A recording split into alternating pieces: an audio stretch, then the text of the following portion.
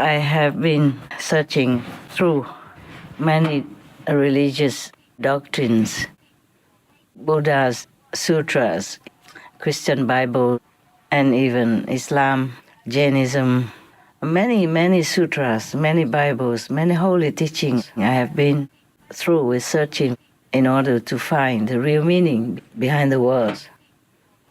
You can be very sincere and earnest trying to find the truth through the teachings of the Buddha's teachers, the priests, monks and nuns, those spiritually highly developed souls who left them behind for us. You can, by sincerity, perhaps rare but possible, meet the masters, the ascended masters who have realized the highest possible position in the universe. But really, these things are not earned just by sincerity or devotion. That's why I have emphasized the Quan meditation practice, this direct road. You're face to face with God, either immediately at the time of initiation, more soon afterward, or gradually. But nevertheless, at the time of initiation, by the grace of God, through the Master's sacrifice and wisdom, you will know something. You have a glimpse of heavens. You have a glimpse of God, God's manifestation. Or you might be able to converse with God or with the ascended masters of a higher or highest order possible.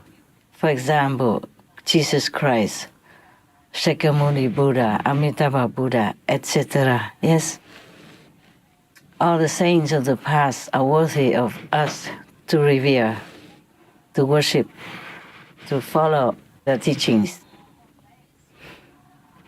But we always have to remember God's grace. Although we cannot do without the masters, we cannot see God, we cannot hear God without the masters' power, which bridges us between this physical coarse domain and the holy light, the holy truth, God's presence, God's voice, God's teaching. That has to go through the masters. That's why Lord Jesus said, "Verily, you cannot go to God without me." It is like that because this physical world is truly horrible. It has made us all blind, deaf, and dumb spiritually. So without the masters, we could not even think of knowing God ever. But with the master's power, immediately at the time of initiation, the master will use the power to open your eye, your real eye, open your real ears, open your real wisdom. Then you will immediately experience God's grace, have a glimpse of heaven, have a glimpse of God. Then you could really say, I know God. I know a little bit about God, at least. A glimpse of God, a glimpse of heaven.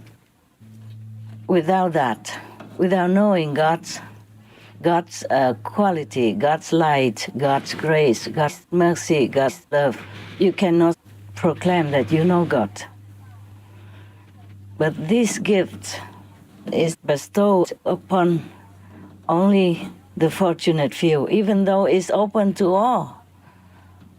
But due to karma, or due to wrong conception, or due to misleading by, physical beings in this world, or Maya, or demons, this gift will not always be accepted, appreciated, or taken by all of the people in this world.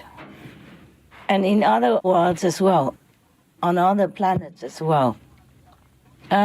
These are sad things. I am always sad about that. I'm always very sad about that. I could never get over it. I could never get used to that. The beautiful, the wonderful gift of liberation is right within you, and you just ignore it. People just ignore it. Even if they want to, they have been obstructed by so many traps and tricks in this world, even by their own family members, by their relatives and friends, by social position, by worldly standards, by people who claim that they know God or they preach about God and leading others astray, like the blind leading the blind, and sooner or later both will point to a ditch. God has installed, God has given us this way to go home. It's within us.